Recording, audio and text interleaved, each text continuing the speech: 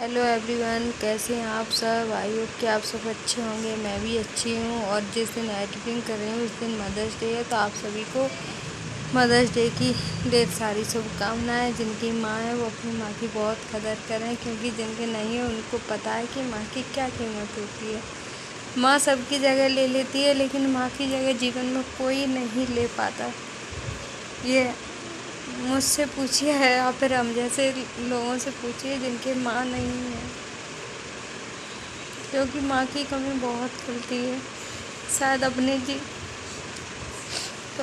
मन की शायद कोई भी बात हो जो हम सिर्फ अपनी माँ से कह सकते हैं, माँ के अलावा किसी से भी नहीं।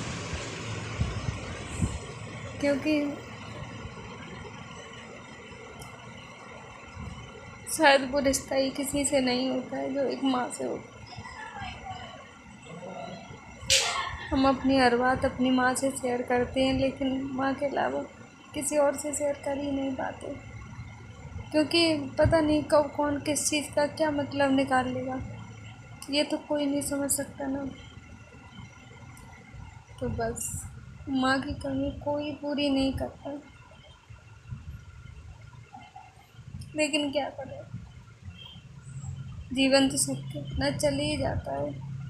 अब जो भी है जैसा भी है चलेगा ही, क्योंकि कहते ना उंगली डालने से प्राण नहीं निकलते, वही है। जब तक जीवन है जीना ही पड़ेगा। हम खाना भी खाते हैं, पानी भी पीते हैं, सब कुछ करते हैं, शादी ब्याह होंगे सब, मतलब जितना भी ज़रूरी है सब कुछ होता है, लेकिन वो कमी कभी पूरी नहीं होती।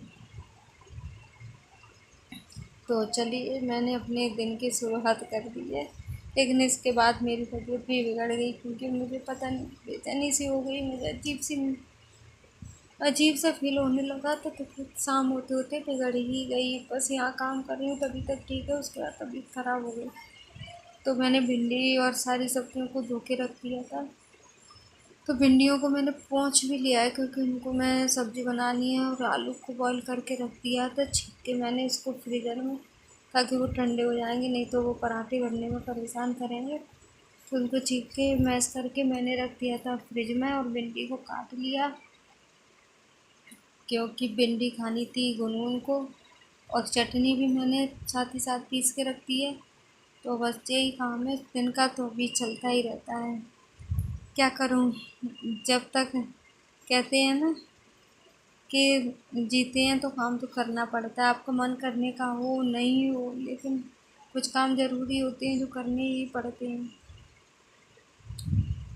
तो बस आटा मैंने यहाँ बगल से आटा भी छान लिया, क्योंकि जब तक भिंडी बनेगी करेगी तब तक मैं मतलब आटा लगा लूँगी। भिंडी तो तुरंत ही फ्राई हो जाती है। और भिंडी अगर मैंने छौंकी थी तो मेरी भिंडी थोड़ी सी हल्की, जब मैंने कट किया था तो भिंडी थोड़ी सी गीली सी लग रही थी, तो मुझे लगा कहीं वो पानी पानी तार जैसा छूटने लगती है, वो ना हो जाए।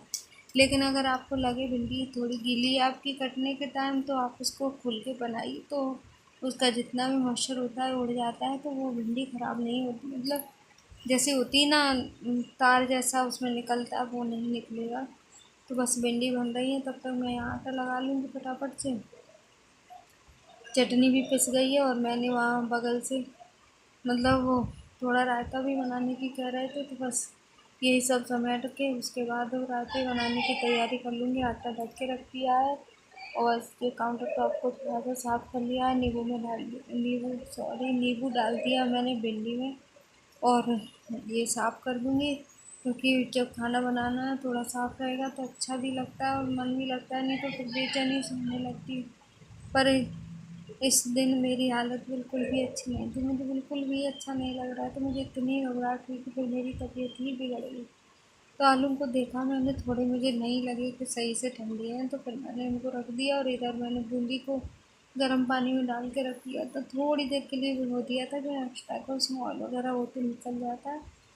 और बस मैंने धनिया डाल के रख दिया था। और बताइए, मतलब दिमाग में इतना टेंशन था कि सबसे ज़रूरी चीज़ भूल गई मैंने।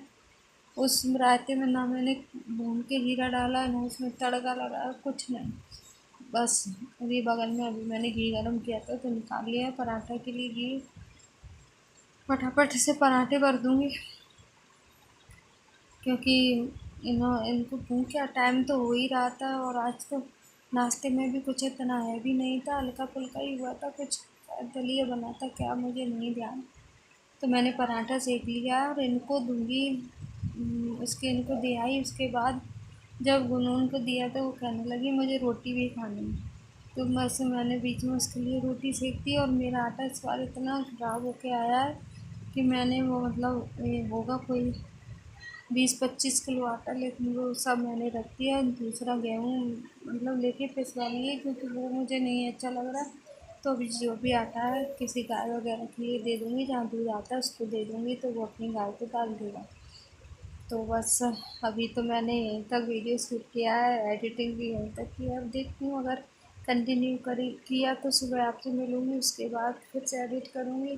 तो यहाँ मेरा हो गया, मैंने किचन को साफ़ कर दिया और अभी मैं अभी के लिए काम से फ्री हो गई हूँ। Thank you for watching.